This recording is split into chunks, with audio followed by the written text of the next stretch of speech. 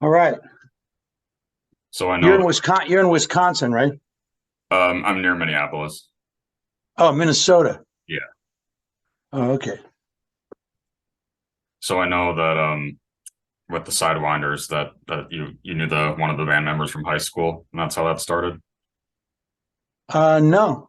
Oh, I didn't go to high school. I didn't go to high school with any of those guys. oh, okay. No. Um, no, I knew one of the kids um, from just he was friend. His parents were friends with my parents, Oh, okay. and we ended up starting a band in Boston, and that lasted for a little bit. We made one album with Lenny Kaye producing, which was on RCA, Right. and then after that, the band members shifted around, and we had an offer to make a record with Neil Bogart, who was the head of Casablanca Records, and Neil Bogart was a great guy, and he flew me out to L.A. It was the first time anyone had ever done that, had ever bought me a plane ticket to Los Angeles to talk about making a TV show with the Sidewinders, where the Sidewinders were we were the we would do little skits. It was sort of like the Monkees, Yeah. the idea, and I thought it was great. And it was also going to have guest stars on it. It was a little bit confusing, but I thought this is a great break. And he liked a song I had written called Rendezvous, and the chorus of that went rendezvous. So he liked that, and he thought we could be a kind of a bubblegum thing. And anyway, it actually didn't work out because the band was a democracy, and there were four guys in the band, and me and one other guy wanted to do this deal with Neil Bogart, and the other two guys didn't want to do it, so the whole thing just exploded, and that was the end of the band. So that was a quick history of the Sidewinders. Well, did that all happen when Billy Squire was part of it? He was part of the end of the band, yes. Did you Yeah. guys like stay in touch?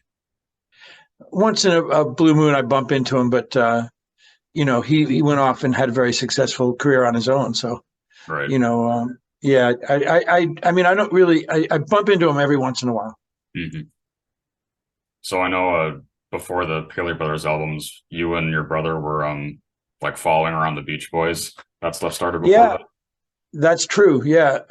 I had other friends who did it too, but my brother and I were among a group of people who would go to every Beach Boys gig that was anywhere near New England. And actually, we would go down to DC, we would go to Philly, we would go, it was just fun to do. I mean, and this was at a time period where the Beach Boys were not enjoying, the huge success that they had earlier. So it was very easy to get into these shows. And we were actually friends with the guys in the group, you know, and including, you know, Dennis and Carl. And we would, we knew the other guys who like Billy Hinchy, who was in the group at that time originally from Dino Desi and Billy, but was a Beach Boy for a really long time and knew him. Uh, and they would tell us, yeah, we're playing in Providence, or hey, we're going to be playing in, um, I don't know if you guys are interested. We're playing in New York City next week, things like that. We would go and we would love it because we would not only was it easy, but I actually, even though they didn't have any hits back then, um, it was, I love their music, and I was a true fan of their music. So that's how I got to know them. And many years later, I got to know Brian Wilson, which had nothing to do with, um, the fact that I happened to have seen the Beach Boys all those times because he really wasn't around when I saw them. That I saw them when I was a little kid with Brian Wilson, but that's when my sisters took me to a gig at RPI, which is Rensselaer in New York. RPI, the RPI Fieldhouse. I saw them when I was about probably 11 or 12. my meeting Brian Wilson was many, many years later. Well, I know he sang on, what's the story of him singing on the Boomerang track? Oh, okay. Well, Boomerang is a song that that's on the Paley Brothers compilation. Yeah. And yeah, he was in the studio when we were cutting that, and he actually sang the bass part on it. So he's like boomerang, boomerang, boomerang. He's down there, you know. Yeah. And I'm actually doing the boomerang. That's me up high. But Brian's on the track. Yeah, I think he might have sung another part above that too. But anyway, it was just fun. He liked the song, and that was pretty cool. And then so with your guys' EP, was it the EP or the album that like multiple people had interest in producing it at first? The EP, no. The EP was produced by Jimmy Iovine, Right. and that was the very first thing we did. That was the first record we made. I'm trying to remember how that worked. Oh, no. Yeah. So there weren't a lot of people that we were choosing from at that point. I really liked Jimmy Iovine. He was someone who I got along with on a personal level really, really well. He's a really nice, funny guy. And he was also, I met him through Ellie Greenwich, who is an idol of mine. I think she's like one of the great songwriters of the 1960s. And so anyone who came to me through Ellie Greenwich, I would sort of be prejudiced for. So I was very into, well, I really liked Jimmy anyway. And so we made the record with Jimmy Iovine, and we cut 4 songs with him in New Jersey. And I liked him because he worked fast, and it was fun. And that's the way I like to make records. I don't like to labor over things. And if it's not fun, I really don't want to do it, to tell you the truth. But yeah, Jimmy was great. And of course, he went on to become like the most successful guy in show business, many years later. But back then, he actually had, I think it was his first production was the Paley Brothers. I mean, as far as getting an actual production credit. And then he had engineered stuff before that. And, and it was just a very quick, fun thing. And then the album, which we did right after that, there were a number of people that we talked about working with. And one of them was Billy Hinchy, who I mentioned before, and Carl Wilson. Carl Wilson and Billy Hinchy was a possibility that they might produce the Paley Brothers as a team. But that idea went out the window because they were on the road all the time. And there was no way to do it. We talked to Steve Douglas, great, brilliant musician who was interested. We had a meeting with, Jack Nietzsche. Yeah. We had 2 meetings with him, one in New York, in Manhattan, which was pretty good. And then we met with him again, and we went up to his house, and we were singing and going over arrangements of songs, and it was getting serious. And but he was kind of like distracted, and it didn't seem like it was going to work out. And so we ditched that idea. Studio time was booked, and we were ready to go. But then my brother and I decided he wasn't the guy. Just the chemistry wasn't right for us with him. And so who do we go to then? Steve Douglas. We talked about him. Carl Wilson and Billy Hinchy. And who did I just say? Oh yeah, Jack Nietzsche. And we ended up going with Earl Mankey, who's a great engineer / producer who worked at Brothers Studios, which was the Beach Boys studio in Santa Monica. And he again, really, really great, really nice guy, and we loved what we did with him, and that's how we did that whole album. Mm-hmm. So most of the album is Earl Mankey produced, and then there's a few tracks on the compilation that Jimmy Iovine produced, and then there's some that I produced. And there's a couple of live tracks from a show we did at Madison Square Garden where we were the opening act for Sean Cassidy. And so that covers what's on that Paley Brothers compilation. And it turns out, we thought, okay, that's it. It's everything. Now we found all these other tapes. And so it looks like there might be another another thing like that. Like, I'm not sure exactly how many cuts, but there's a whole bunch of stuff that my brother and I have uncovered. So we'll see if that comes out sometime. Mhm. I think it was when I was in high school. I think the song that made me discover you guys was "Come Out and Play." Oh, really? That's funny. So was that because of someone played it for you, or was it on the radio, or did you hear it on a I mean, so you're probably not old enough for when things like that would have been on the radio, but so what was it? It was. I'm pretty sure I was just looking on YouTube and it just popped up and recommended or something. Oh, really? So it's like a just kind of a power pop song that you dug. Yeah. Right, right, right. They named a compilation of power pop after that song on, I forgot what label it is, but might have been Rhino, but somebody put out a compilation titled "Come Out and Play," and our song is on it, and groups like the Flamin' Groovies and I remember various power pop, the Raspberries, things like that they think people will gravitate towards if you know how those things are. Anyway, it's called "Come Out and Play." Mhm. Does Yeah, it does it surprise you that you have younger fans? I'm happy about it. I'm actually I meet quite a few of them. I mean, I don't know. Are you in your 20s? Yeah, I'm 25. Yeah, I've met people recently. I don't know why it is. Like maybe your generation is coming out of its shell, and you feel like you want to talk about stuff. I don't know. Um, I've met guys and girls around your age who, yeah, who are into this music, and I guess it's because of the internet. It must be because there's no other way you could have been turned on to it. I Yeah. mean, because radio certainly doesn't play it. So, Hmm. you know, but yeah, I'm glad and thank you. I'm glad you're, I mean, I'm happy. It makes me happy. It gives me hope.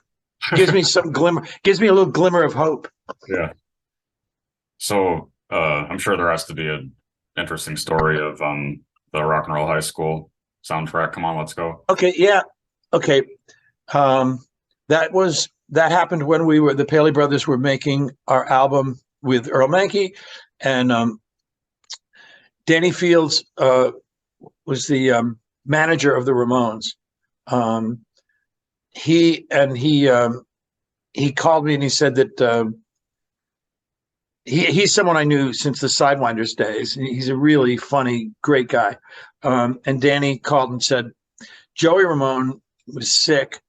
They were staying at the Tropicana Motel, which is really a flea bag in Hollywood, and they're working on this movie. And it's everything's okay except Joey's sick, and Joey was chronically ill. He would always end up with things with bad throat, and it wasn't from singing. He had some real serious medical problems, and so anyway, he was in the hospital. The Ramones were the other three Ramones, Johnny and Dee Dee, and Tommy were just sitting around doing nothing. So Danny said, what are you guys doing? You should go say hi. And then Seymour Stein called us and said, look, go in the studio and cut something.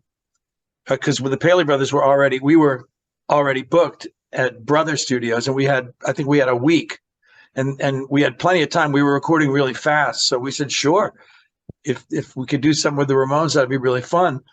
And so we all talked on the phone and decided, and this is with Joey's blessing, because he was fine with him because he was laid up. He said, go ahead, So we decided to cut a song, Richie Valens' song, Come On, Let's Go, which Johnny Ramone really, really loved that record. He liked a version by it was on, oh man, I'm sorry, big famous group. It wasn't the McCoys, the same group that did Hang On Sloopy. They did a version of Come On, Let's Go. And Joey, sorry, I keep doing that. Johnny knew that version inside out. So he said, let's do it that way because I know it. And it'll be real simple. Just walk in the studio and cut it. And that's exactly what happened. He knew it because he played it all the time. not with the Ramones, but just, when he was a kid, whatever. And so yeah, we did it's just the Ramones kind of big loud guitars, but they're playing exactly the riff from the McCoy's version. And my brother sings lead on that. Beautiful lead vocal by my brother Jonathan, and I sing the lower harmony. And anyway, that was really, really fun. And then they put it in the movie, like when they blow up the movie at the end of the school, there's a huge explosion, and they play "Come On, Let's Go" by the Paley Brothers and the Ramones. So, and that ended up on the British Paley Brothers album, but not the U.S. version. But yeah, that's the story of that. Well, I know in terms of live performing that you guys had like a wide array of kinds of people at your shows. Yeah, I mean, for the most part, it was people like most of the gigs we did were bars, and then some schools, auditoriums, and things like that. And then we did opening slots for Sean Cassidy, and those were gigantic places. Like I said, I told you, we off the record, there's on the album, there's 2 tracks that were cut at live at Madison Square Garden. But then there was an even bigger venue we played on the same tour, which was Toronto Blue Jay Stadium, which was even bigger than Madison Square Garden. And those were pretty much all teeny bopper, really young girls. And then their parents sometimes the mothers, or the fathers, or both, or maybe an older cousin or something like that. But they some of them were too young to be, they wouldn't be allowed to go anywhere without some kind of escort. I remember one place we played where they set up a non-drinking section for that night. Yeah. And, they'd have like 15-year-old girls would be allowed in, and, maybe they sat like there were like 20 tables off to the right or something like that. But we played a wide variety of things. And then the group my brother and I decided, I don't know, we kind of like fizzled out a little bit. And I wanted to do other things. My brother wanted to, he actually, my brother Jonathan, when we stopped playing together, he sailed around the world on a huge boat, and he did it twice. And in the midst of all that, he met a woman in Australia, and he got married. So his life really, really changed. He was still playing music probably on the boat, and we would talk on the phone. There was no problem between he and I. He just wanted to do that. But yeah, he had quite an adventure, and then he ended up getting married. And so he lived in Australia. I went to the wedding. The wedding was in Bali. So this is pretty major change in his life. And then while he was doing that, I was producing records, and I went on the road with Patti Smith Band, and I worked with Roy Buchanan, the guitar player. And I started getting into record production because it always fascinated me, and I always watched what people were doing in the studio whenever I was there. So I learned something.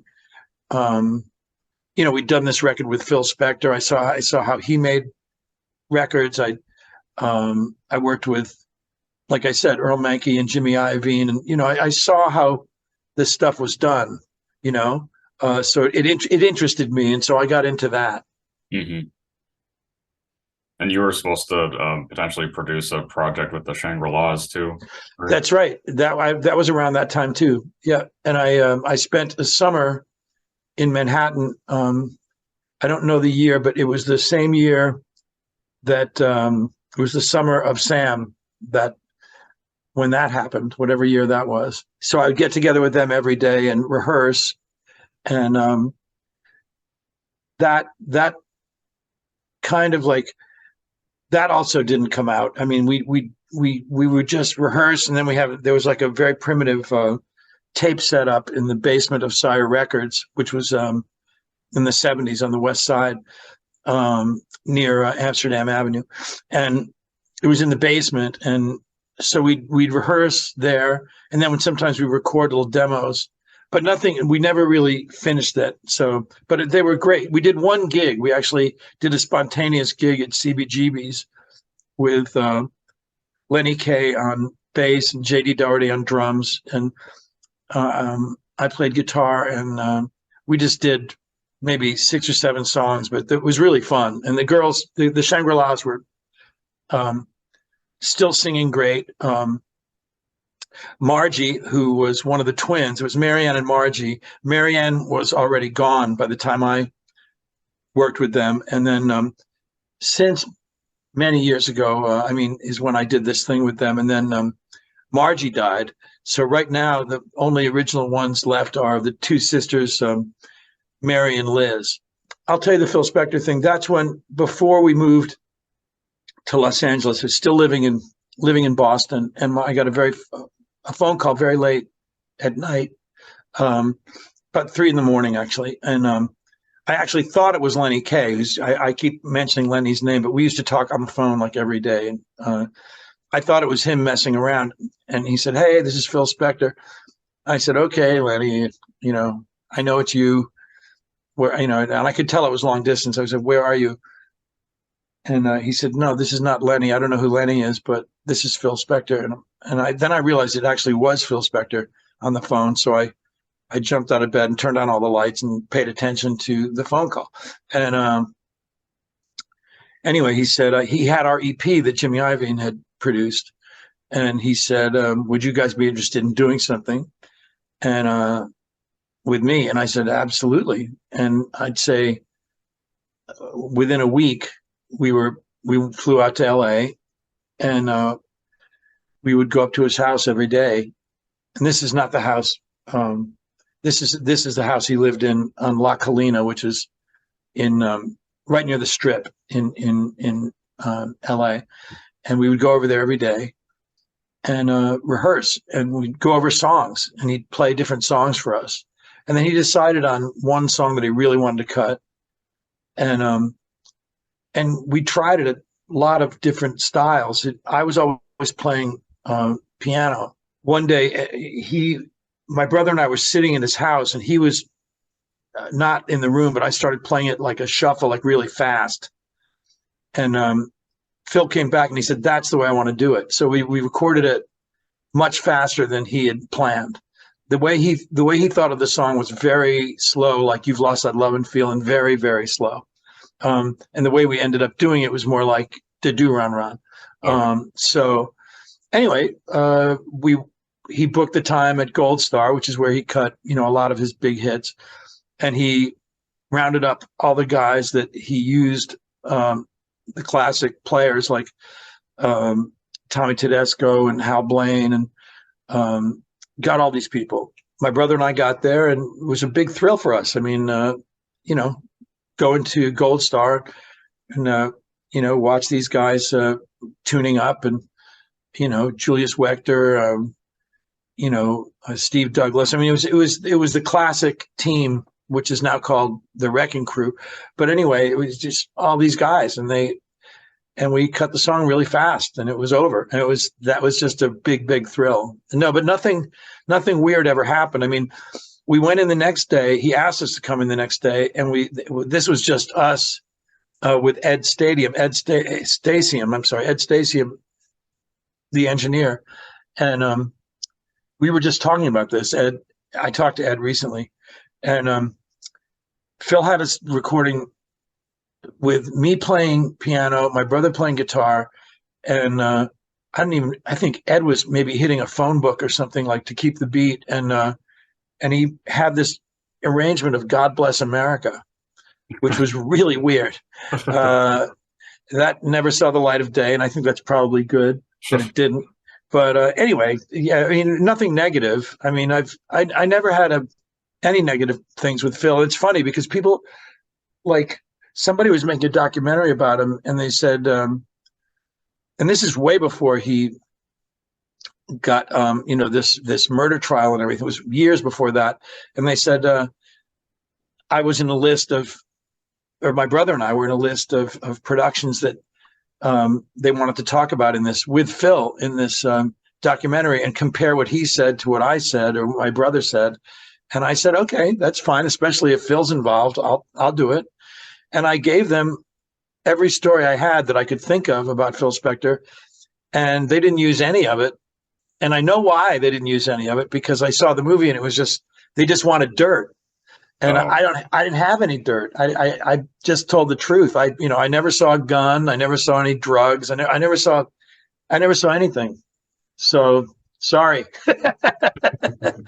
That's, I thought he was a great guy, brilliant talent, really funny, great guy to hang out with.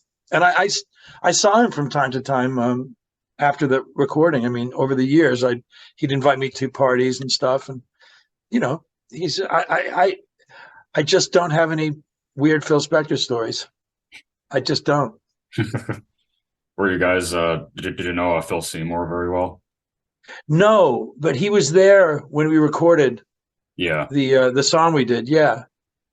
Yeah. I just met him then. Okay. That was it. Yeah. What about back in New York at that time? Were you guys friends with a lot of people that were up and coming and went on to become like huge names? Yeah. Well, my brother Jonathan was part of that CBGB scene way more than I was. Okay. I mean, I was already, I had hung out at Max's Kansas City, which was a scene that happened previously, a few years before CBGB's, because of the Sidewinders.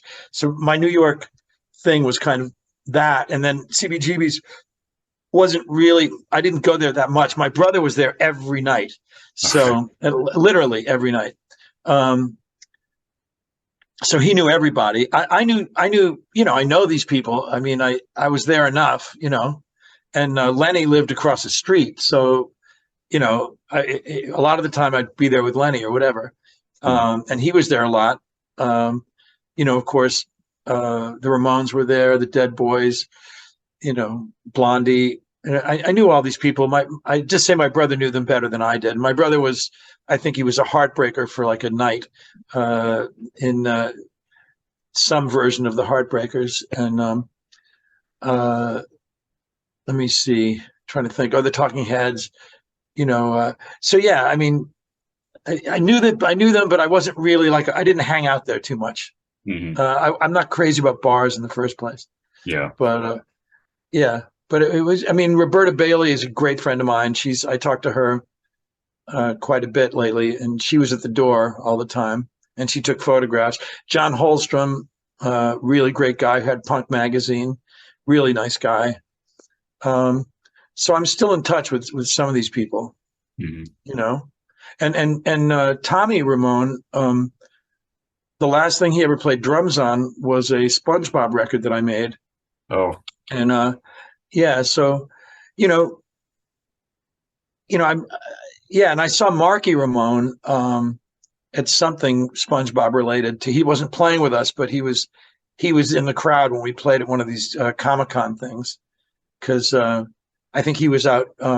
He was signing autographs, and he has spaghetti sauce that has his name on it. oh, Yeah. But do you ever go to Comic-Con? yeah. I've been to Yeah. So you know how those things work. Right. Yeah. So then with the songs that you guys did that were produced by Rick Ocasek, do you guys have those? No, we never did anything with Rick Ocasek. Jonathan Richman ended up making an album with him. I remember once when we were making demos, Rick had just bought a brand new Jaguar because the Cars had made a bunch of hits, and he had a whole bunch of money all of a sudden, and he bought a Jaguar, and he came over to the studio where we were working in Watertown. And this is when people had cassette players in their cars. And I had a cassette that the Paley brothers, with Boomerang and a few other things. And we drove around listening to it, and he loved it. I mean, but we never worked in the studio together. I don't know. Maybe you saw Elliot Easton and the other Cars, David Robinson and Greg Hawkes. All of those guys who were in the Cars played on a record. Not Rick, but the rest of them played on, and not Ben, but Elliot Easton, Greg Hawkes, and David Robinson all played on a record I did called Jacques Cousteau. Yeah. Yeah, which was actually the Paley brothers, but on the record it says the Young Jacques. And anyway, so you've got 3 cars playing on that record. But yeah, anyway, Rick Ocasek was great. Really nice guy.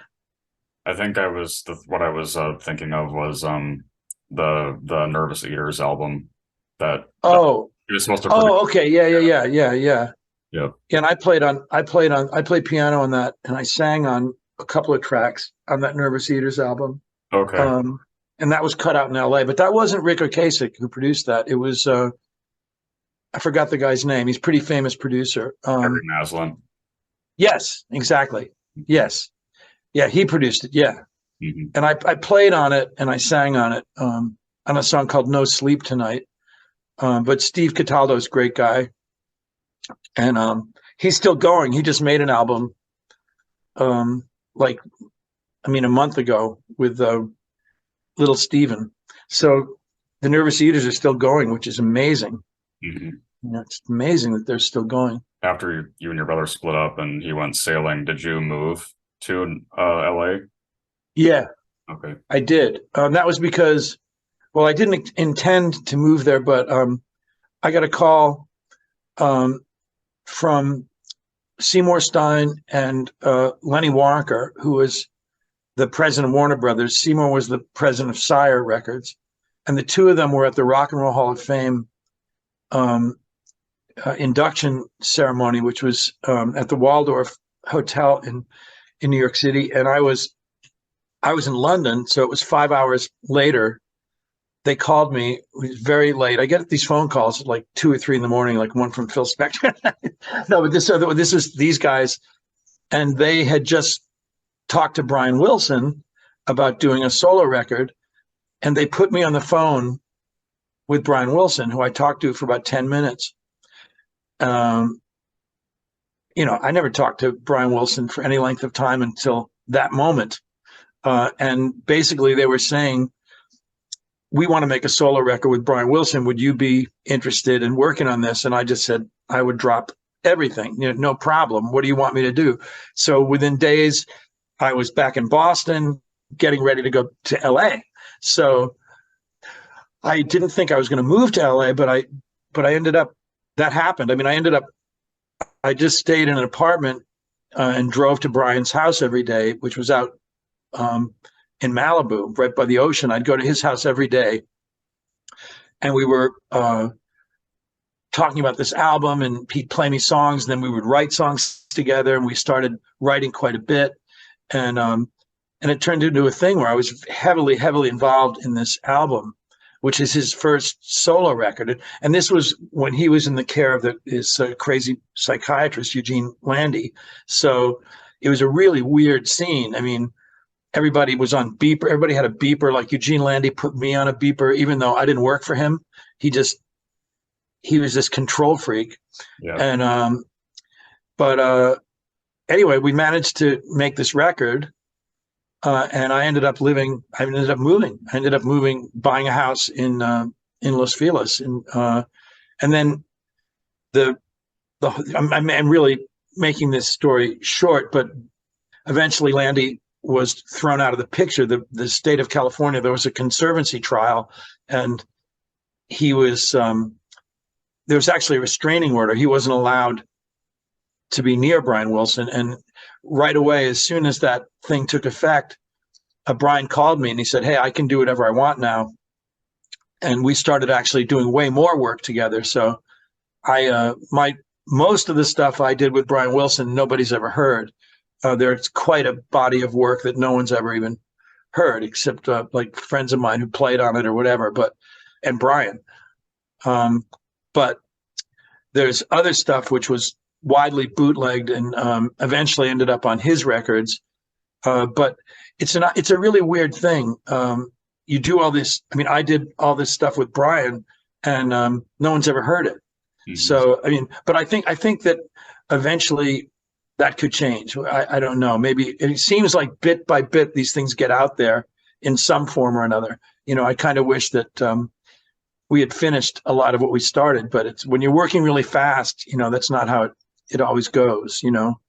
A lot of the recordings I did with Brian Wilson are on a boombox with the two of us playing two pianos or a guitar and a piano and singing, and but the songs and the chord progressions and the melodies are all, a lot of them are really, really good. So it would be great to finish those things somehow, but who knows? But yes, that's a long-winded answer to your question about moving to California. So I moved to California because of Brian Wilson, basically. Is the short answer.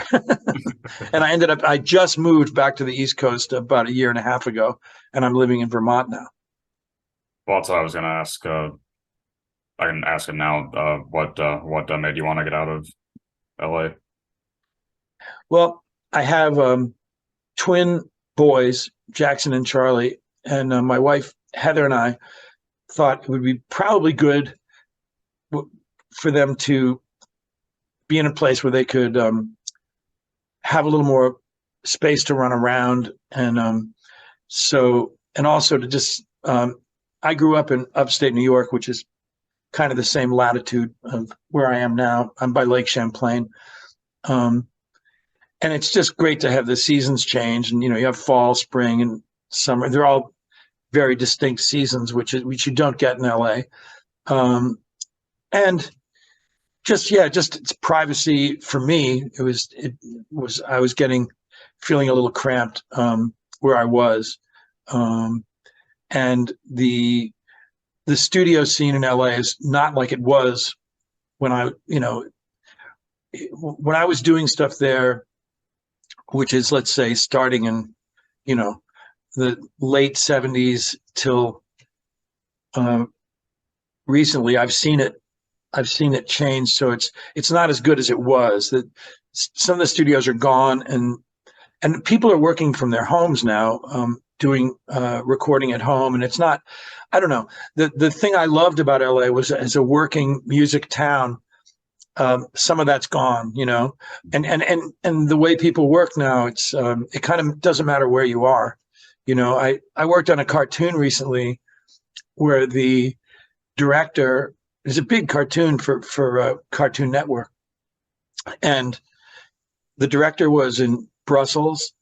The voice actors, some of them were in Toronto. I was here in Vermont on these Zoom calls, just like you and me, except there'd be 4 or 5 other people. And then some of the artists are in LA. And anyway, so everyone's on these Zoom calls and talking about the project, but you know what I mean? It's like it doesn't change things that much. It's like you don't really all have to be in the room together, and in some ways it's more efficient. I prefer getting together with musicians in a room and having interchange, and I really love that. But it's not happening that much. It really isn't. And plus, I found 2 studios in the biggest town close to me, which is Burlington, Vermont, which are really good studios with really good engineers. So if I need to, I can do live recording, which is what I like the best. Mm-hmm. Well, touching on experiences working on projects again, was it anything like crazy with the Dick Tracy soundtrack, or pretty like normal stuff? Well, it was the only thing. It wasn't crazy, but it was very. There's a lot of pressure to get things done quickly, and I like that. I like that kind of pressure. I like deadlines, and also I put together a crew of people that I like to write with, and I like to work with. My brother, my friend Mike Kernan, who's a really great musician, songwriter. Ned Claflin, really great lyricist who I worked with. Jeff Lass, genius musician, and we had to finish songs that sounded like 1930s songs for Warren. Warren Beatty wanted everything. He was the director, and he wanted everything to. And he's also a very musical guy, but he wanted everything to sound authentically 30s. And these people that I was working with we're all freaks for that kind of music anyway. So it made life a lot easier. And then we rounded up singers to do this stuff. And we got Brenda Lee, we got Laverne Baker, we got Jerry Lee Lewis, Katie Lang, Take Six, brilliant vocal group, Take Six, and I don't know, approached each song as its own entity, as if someone could have turned on the radio in 1939 and heard something like this. And I mean, the fidelity was a little bit better than it would have been in the 1930s, but I mean, he didn't want it to sound like scratchy old records, but he wanted the meat, the meat and potatoes of it to sound like it could have been recorded back then. Anyway, so that's what we did, and it was done. It was done fast, which I love that. I like working fast. So that was good. That record, I really think that's got some good stuff on it. Mm-hmm. And it's really funny. Again, I've met people recently, musicians around your age, in their 20s and maybe early 30s, who heard it when they were kids because they were music freaks and their parents had it or something like that. And yeah, and Madonna did an album at the same time because she was in the movie as the love interest, and ended up going out with Warren Beatty, and that was a real thing. But she released an album at the same time, and we had 2 songs on that album. So, and she continues to, even now, I think, I don't know how often Madonna does anything live, but I think she does shows, and these songs show up from Dick Tracy in her act,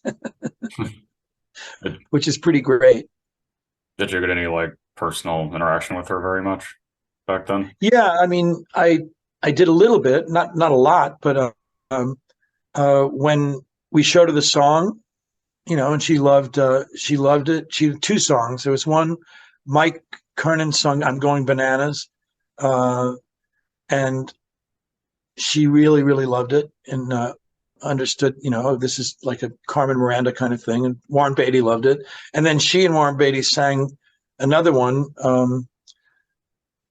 "Now I'm Following You," which is more laid back. We were thinking kind of, Fred Astaire, Ginger Rogers kind of duet kind of thing. And all of this stuff was we kept, all of us, we were putting this record together, we're thinking this is like one of those Busby Berkeley movies where, you're really under the gun to get something done by a certain time. You've got to have this song done for a show that's going on. We really looked at it that way. And I think it's good to put pressure on yourself in situations like that. And I think Madonna and Warren Beatty got the same feeling about it. And it was in that way, it was kind of, we were all on the same page. You know what I mean? It was like, yeah, this is supposed to be fun, and it's supposed to be and creative at the same time, Mm-hmm.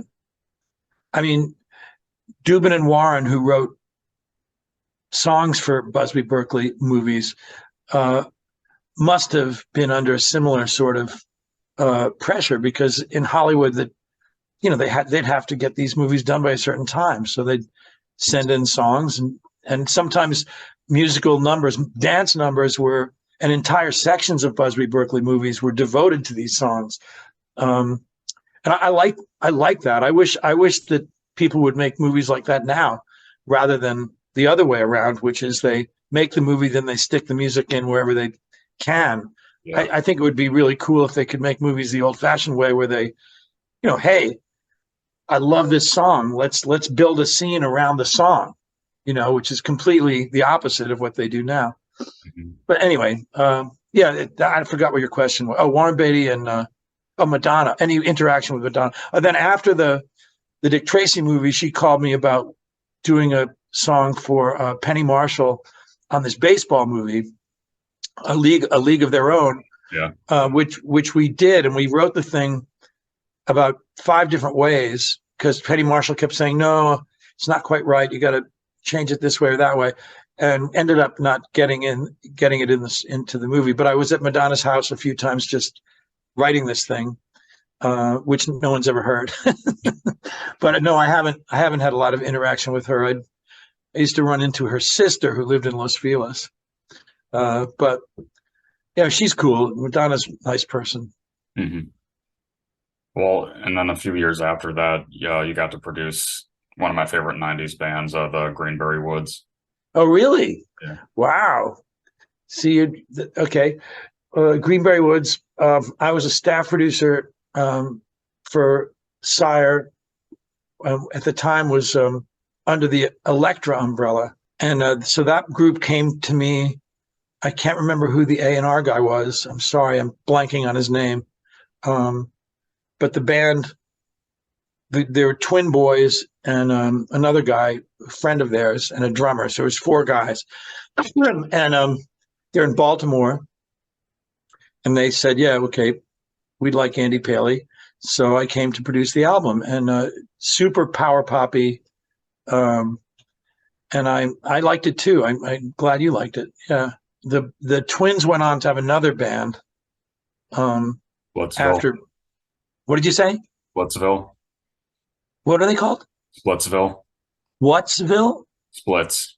Oh, Splitsville. Yeah. Yep. Yeah, that's right. Yeah. And I haven't been in touch with them, but they're great guys. I mean, I think we made 2 albums with them. Yep. Yeah. There was a song called Trampoline. Do you know that one? Yeah, that's one of their like most well-known songs. I like that one. Yeah. Yeah, and they're really good singers. Yeah. They're that brother thing, Right. So I was going to ask this in regards to the movie and film work. This is probably obvious, but did you find it much easier doing all that same stuff for cartoons opposed to live action? Was it easier to do it for cartoons? Yeah. No, it's just about the same, I think. I don't end up recording stuff to picture in either scenario, whether it's a film or cartoons. Usually these days you just make a piece of music and the editors put it wherever they want to put it. I did a whole bunch of stuff for Ren and Stimpy, some of which ended up in the cartoons, some of which didn't. I'd say the majority of it didn't. But I've got a library of music that if somebody says, if John Christofalusi says, there's going to be this real scary scene where, Stimpy bumps his head and or something, who knows? I could play him something. He'd go, that's exactly what I want. Or no, I don't want that. I want something slower, but I don't really know what's going to happen with a lot of this stuff. Mm-hmm. I mean, unless it's a song, if it's a song, if they want a song, a specific song, like John Christofalusi and I wrote, Don't Whiz on the Electric Fence, which was a board game that was going to show up in the cartoon. Kids would play this game, Don't Whiz on the Electric Fence, and so it needed a jingle. So that's different. Then you know what you're writing, what it's going to be used for. But no, it's not easier or harder. It's pretty much the same. It's just like cartoons are maybe a little more mysterious. I was introduced to that world really through Billy West and John Christofalusi. I introduced those 2 guys to each other. And so I introduced Ren to Stimpy, which is what happened. And then John got kicked out of his own cartoon because he was making the cartoons too slow. And Nickelodeon said, you've got to hurry up and make these, you got to churn these out a little quicker. And John said, no, this is how I do it. And they said, okay, see you later. And so he got fired. And then Billy ended up doing both voices. Yeah. So yeah, that was kind of awkward, but because I'm friends with both of them. I mean, I met my wife through Billy West, so it's like Billy's a great friend, very old friend. Did you meet Tom Kenny through them too? Brilliant.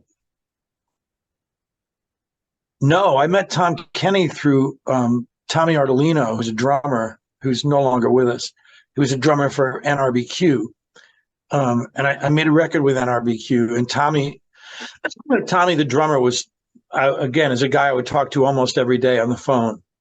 Just a brilliant guy, really great drummer, and a really funny dude. And anyway, they were playing in LA, and Tom Kenny, who I did not know, was a huge NRBQ fan. And he was at a gig, and I was at the same gig in Hollywood. And Tommy Ardolino said, "You guys," he introduced us, and he said, "You guys should hang out and write songs," which is a really weird thing to say to somebody. I mean, I don't know what in his mind, because Tom Kenny was not known as a songwriter. He was known as a voice guy, like very successful voice guy, and also known as a stand-up comic. But really, why would Tommy Ardolino say, "Hey, you guys should write songs together"? And it turned out to be exactly right. It's just such a weird thing. And we talk about that to this day. Tom Kenny and I do. It's like, wow, it's so funny that Tommy Ardolino said that. And we wrote successful songs for Spongebob with, without Tommy, I'm sure he didn't think that was going to happen, but it did. We wrote The Best Day Ever together. Don't Be a Jerk, It's Christmas. Yeah. I mean, these are like, Snowflakes, all these Christmas, SpongeBob Christmas songs, So thank God for Tommy Ardolino. Very cool. Very cool. And that was also how, because you said the other day that the Damsels were like background vocalists for your guys' stuff with Tom Yeah, Kenny? well, the Damsels, I put the Damsels together a long time ago because I love girl groups, and I kept writing these songs that sounded, in my head, they sounded like the Shirelles or the Shangri-Las or the Chiffons, the Ronettes, and those kind of groups, Martha and the Vandellas. And I love those kind of records. And I just wanted to make those kind of records. And Jalinda Palmer, who was working at a studio where I worked, really good singer. And I gave her the Rhino has a special box set they did, which looks like a woman's hat box, and it's all girl groups. And I gave her that, and she flipped out. She got really into it. And so I started the idea of the Damsels, getting some girls together to make a girl group, and I did it. And we ended up recording quite a few things, which I'm still working on now. I'm just beginning to release them to people. Just recently, I've started giving them to DJs and people who have podcasts. But they also, when Tom Kenny and the High Seas, Tom and I started a band called Tom Kenny and the High Seas, which is HI-SEAS. And mainly we were doing SpongeBob songs, but then we started doing all kinds of other stuff, basically songs that Tom and I like from our jukeboxes. He has a jukebox and I have a jukebox, and we just kind of, hey man, why don't we do this song? And we did like a lot of fun soul records and rock and roll records. And we have a horn section, and the girls, the Damsels, are part of the act. I mean, basically we take the stage, and the girls and the High Seas play, and then we introduce Tom, and Tom comes out, and we do songs, and then in the middle of it, we might take a break and have the Damsels come out, and Tom will take a break, and the Damsels will come out and do a couple of songs, and then Tom will come back. But they become a real part of the act. Yeah. And so it's a fun, anybody who just wants to go out and have great fun. It's really good dance, good for going out and dancing, and it's a really fun show. So, and I'm still doing them if I can show up.